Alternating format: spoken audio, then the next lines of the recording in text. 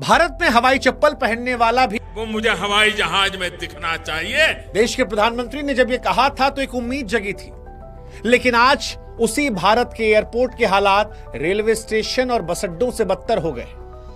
हाँ, फर्क इतना है कि यहां पर बैग थोड़े महंगे हैं, टिकट ज्यादा महंगी है, लेकिन साहब बेबसी तो वही है जो बस अड्डों और रेलवे स्टेशन की भीड़ पर नजर आती है। क्योंकि आज हमारा देश का हवाई अड्डा जो है वो परेशानी का अड्डा बन गया है।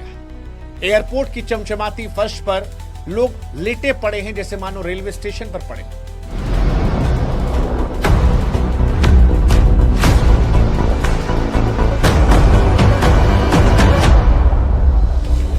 कहीं कोई गर्भवती महिला परेशान हो रही है, कोई बाप अपनी बेटी के लिए सैनिटरी पैड मांगने के लिए फूट पड़ा है। एक विदेशी महिला दिखी जो शीशे को तोड़ देना चाहती है, चिल्ला चिल्ला कर कह रही है मुझे मेरे देश जाने दो। कोई है जिसकी शादी का रिसेप्शन था जो यहीं रह गया।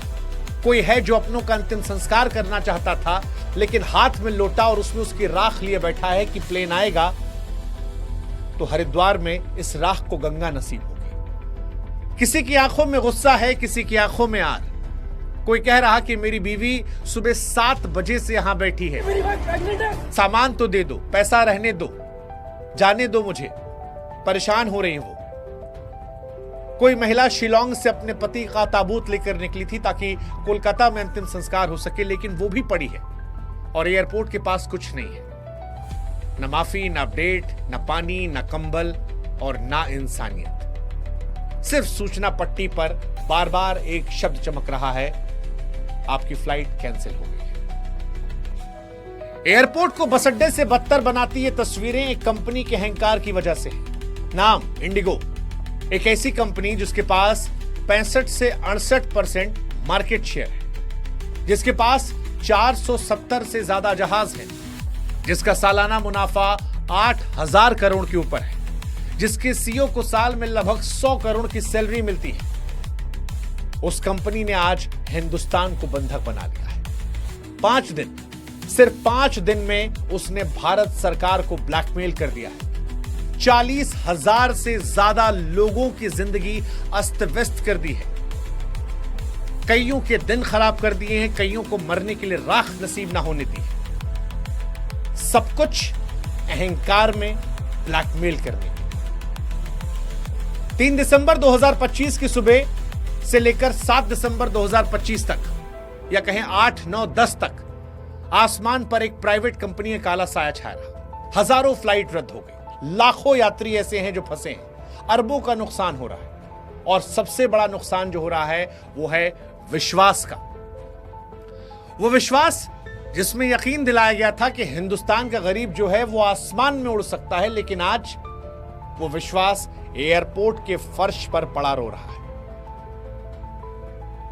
इंडिगो की इस ब्लैकमेलिंग की शुरुआत धीरे धीरे हुई थी, लेकिन विस्फोट उसने 3 तारीख को किया, जब सुबह सैकड़ों हजारों लोगों को फोन पर मैसेज आने लगा, your flight has been delayed due to operational reasons. फिर दूसरा मैसेज, फिर तीसरा मैसेज और आखिर में वो क्रूर मैसेज जिसमें लिखा गया कैंसिल्ड। एक दिन में 200 से ज्यादा फ्लाइट रद्द, अगले दिन 100 रद्द, फिर और रद्द, और ये बढ़ती जा रही है। हजारों फ्लाइटें रद्द हो रही हैं। देश भर में हंगामा मचा है, जैसे भारत के हवाई ट्रैफिक कंट्रोल का किसी ने प्लग खींच दिया। मुंबई में हंगामा मचा है, स्क्रीन पर आ रहा है, सैकड़ों फ्लाइट कैंसिल, बेंगलुरु में सैकड़ों कैंसिल, दिल्ली में सैकड़ों कैंसिल, अहमदाबाद में कैंसिल, और छोटे शहरों का तो पूछे ही मत। गुवाहाटी, भुवनेश्वर, लखनऊ, पटना सब बर्बाद हो गए। टिकट 3,000 से लेकर 6,000 में मिल रहा था, वो 40,000, 50,000 तक पहुंच गया है। लोग ट्रेन की जनरल टिकट लेकर जाने को मजबूर हो गए। जो नहीं जा पा रहे हैं वो एयरपोर्ट पर जमीन पर पड़े हैं, 72 घंटे से ज्यादा पड़े हैं फर्श पर। खाना खत्म हो गया है, पानी खत्म हो गया है, धैर्य खत्म हो गया है। और अगर आपको लग रहा है कि ये कोई टेक्निकल परेशानी थी, प्राकृतिक आपदा थी, तो आप गलत हैं। ये इंडिगो की सोची समझी साजिश थी। जुलाई 2025 में डीजीसीए ने नए नियम लागू किए थे। नियम भी बेहतरी के लिए थे। पायलटों की 6 साल पुरानी मांग पूरी कर दी थी। हफ्ते में 48 घंटे अनिवार्य रेस्ट, रात में लैंडिंग नहीं, रात की डेफिनेशन सुबह 6 बजे तक, सब कुछ वैश्विक सुरक्षा मानकों के हिसाब से, ताकि यात्री सुरक्षित रहे। अहमदाबाद में जो कुछ हुआ था वो दोबारा ना हो। हर एयरलाइन को 6 महीने दिए गए थे। अकासा ने नए पायलट भरे, एयर इंडिया ने नए पायलट भरे, विस्तारा ने भी भर ली, स्पाइस जेट ने भी थोड़ी बहुत कोशिश की, लेकिन एक कंपनी ऐसी थी जिसने कुछ नहीं किया, वो नाम था इंडिगो का। इंडिगो जिसका पूरा बिजनेस मॉडल जो है वो अपने एम्प्लॉयज को गधों की तरह हाँकने पर टिका है। आज भारत में इंडिगो नंबर 1 एयरलाइन है। घरेलू उड़ान में इसका हिस्सा जो है वो सबसे ज्यादा है, 64 से 68%। यानी अगर भारत में 10 यात्री उड़ान भरते हैं तो ये मान के चलिए कि 6 आदमी ऐसे होंगे जो इंडिगो से उड़ते हैं। साल 2006 में ये कंपनी जब शुरू हुई तो समय की पाबंदी और सस्ते टिकट के दम पर इतनी ऊपर पहुंच गई। बड़ा सिंपल फॉर्मूला था, एक हवाई जहाज को दिन भर में जितना हो सके उतनी बार उड़ान भरवाओ, बीच में 1 मिनट बेकार ना गवाओ, और यही इसका फंडा रहा। नतीजा यह रहा कि जब बाकी कंपनियां घाटे में डूब रही थीं तो इंडिगो मुनाफा कमाती रही। बड़ा सिंपल फॉर्मूला था, कम स्टाफ रखो और स्टाफ से चूज कर काम। और इसी वजह से दूसरी एयरलाइंस के मुकाबले इंडिगो के पास सबसे कम पायलट, सबसे कम कैबिन क्रू थे। उदाहरण के तौर पर अगर आप आकाशा एयर को देखेंगे तो आकाशा एयर के एक जहाज पर 26 पायलट है, यानी कुल जितने जहाज हैं 26 पायलट एक जहाज पर। एयर इंडिया के पास 19 है, लेकिन इंडिगो के पास एक जहाज पर सिर्फ 13 पायलट है। मतलब एक जहाज जो दिन में 5 से 6 उड़ानें भर रहा है, लेकिन उसके लिए पायलट और क्रू की टीम जो है वो बहुत छोटी रखी गई है। पायलट लगातार उड़ रहे हैं, आराम कम, थकान ज्यादा। कई सालों से वो मांग कर रहे थे। सरकार ने पायलटों की सुरक्षा के लिए नियम बना दिए। नियम थे, हर 7 दिन में कम से कम 48 घंटे की छुट्टी, रात की ड्यूटी कम करो, हफ्ते में ज्यादा से ज्यादा 2 नाइट लैंडिंग, लंबी उड़ान के बाद ज्यादा आराम मिलेगा। और जैसा कि हमने बताया कि सरकार नहीं चाह रही थी कि सस्ती टिकट के चक्कर में लोगों की जान जोखिम में पड़े, लेकिन इंडिगो ये समझ गया कि अगर ये नियम मान लिए गए तो इतने कम पायलटों से काम नहीं चलेगा। अब इंडिगो के पास 2 ऑप्शन था, एक ज्यादा पायलट रखो, भर्ती बढ़ाओ, उसमें नुकसान झेलना पड़ेगा, और दूसरा ब्लैकमेल करो। उसने यही किया।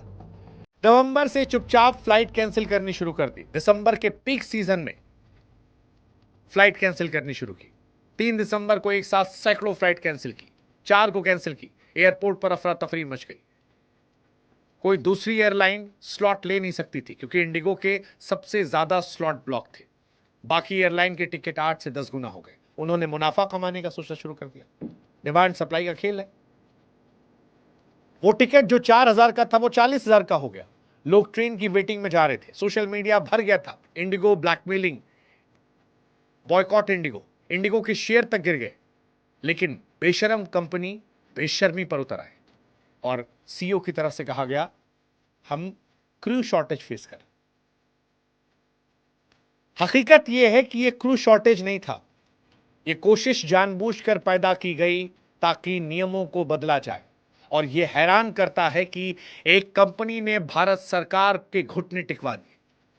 5 दिन 7 दिसंबर को नागरिक उड्डयन मंत्री को प्रेस कॉन्फ्रेंस करके कहना पड़ा कि मौजूदा परिस्थितियों, यात्रियों की असुविधा को देखते हुए हम नए नियमों को अगले आदेश तक स्थगित करते हैं।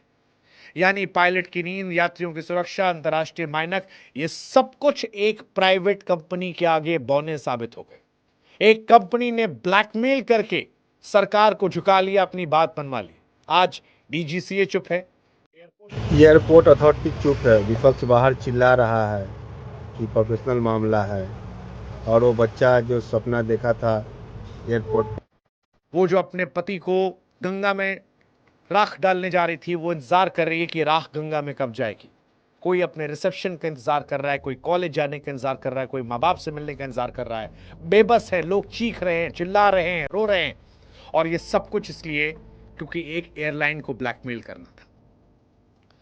ये सिर्फ एक एयरलाइन की जीत नहीं है, आज ये भारत के सिस्टम की हार है। इंडिगो ने जो कुछ किया ये उस नए भारत की हार को दिखाता है जहां पर एक कंपनी 64 से 68% मार्केट पर कब्जा कर लेती है और फिर सरकार को 5 दिन के अंदर झुका देती है। ये इंडिगो की जीत नहीं है, ये बताता है कि जब मुनाफा इंसान की जान से बड़ा हो जाता है तो उस देश में हवाई चप्पल में इंसान उड़ेगा का नारा हवा हवाई हो जाता है। ये उस भारत की हार हुई है जहां एक कंपनी ने साबित कर दिया कि वो देश से बड़ी है, जहां एक सीईओ की सैलरी 1 लाख पायलटों की सैलरी की तनख्वाह से ज्यादा है, जहां मुनाफे के लिए पायलटों को 17-17 घंटे उड़ाया जाता है, और जब वो पायलट चीखते हैं, चिल्लाते हैं कि साहब हम भी तो इंसान हैं, तो कहा जाता है नहीं, नौकरी करना है तो इसी नियम पर करना होगा, क्योंकि हम तुम्हें इंसान नहीं गधा समझते हैं, गधा समझते हैं। सोशल मीडिया पर फिलहाल लोग भरे पड़े हैं, इंडिगो पर चीख रहे हैं। इंडिगो के ग्राउंड स्टाफ को देखकर भी बुरा लगता है। सच कहूं तो मेरे लिए मन में कई बार आता है कि उनकी क्या गलती, गलती ऊपर वालों ने की, नियम उनके हैं। गाली कौन खा रहा है? वो ग्राउंड स्टाफ जो एयरपोर्ट पर खड़ा है। कोई उससे गालियां दे रहा है, कोई उस पर गुस्सा निकाल रहा है, कोई चीख रहा है, और ये बनता भी है क्योंकि लोगों का नुकसान हो रहा है। लेकिन जिनका असली कसूर है वो बैठ के बाइट दे रहे हैं, बयानबाजी कर रहे हैं। छोटी सी माफी, हमें खेद है, सरकार ने नियम वापस लिया, हम जल्दी शेड्यूल बनाएंगे। लेकिन जो गर्भवती मां दर्द से बिखरी, जो कैंसर मरीज इलाज से वंचित रह गया, जो राख गंगा नहीं पहुंच पाई, जो अपनी रिसेप्शन में नहीं पहुंच पाया, उसका क्या? कोई मुआवजा नहीं, कोई जवाबदेही नहीं, सिर्फ एक सबक कि इस देश में अगर तुम्हारे पास 68% मार्केट शेयर है तो तुम सरकार से बड़े हो, तुम नियम बदलवा सकते हो, तुम देश को बंधक बना सकते हो, तुम्हारे लिए कोई कानून नहीं, सिर्फ मुनाफा है। और ये कहानी खत्म नहीं हुई है, ये बस शुरुआत है। शुरुआत उस भारत की जहां पर एक कंपनी देश से बड़ी हो गई, मुनाफा भगवान हो गया, इंसान गुलाम हो गया, हवाई चप्पल रह गई लेकिन हवाई जहाज सूट बूट वालों का रह गया, और जो गरीब आदमी सपना देखा था वो सपना ही है। तस्वीर एयरपोर्ट के ठंडे फर्श की बताती है, कैंसल्ड उस भारत में जो सरेंडर कर गया, सरेंडर कर गया। ये दुखद है, ये अफसोसजनक है, तकलीफ देह, और ये डराने वाला है उस भविष्य को लेकर जहां पर और भी कंपनियां भविष्य में इस तरीके से ब्लैकमेल करें। सवाल सरकार से भी है, किसी को इतना ताकतवर क्यों बनने दिया कि उसने देश को घुटनों में लाके रख दिया। और ऐसे कई और विभाग हैं जहां पर कई कंपनियां इतनी ही ताकतवर है, क्या भविष्य में वो भी डराएंगे? वो जो ख्वाब हमने देखा था हवाई चप्पल में उड़ने का, सिर्फ चुनावी जुमला रह जाएगा?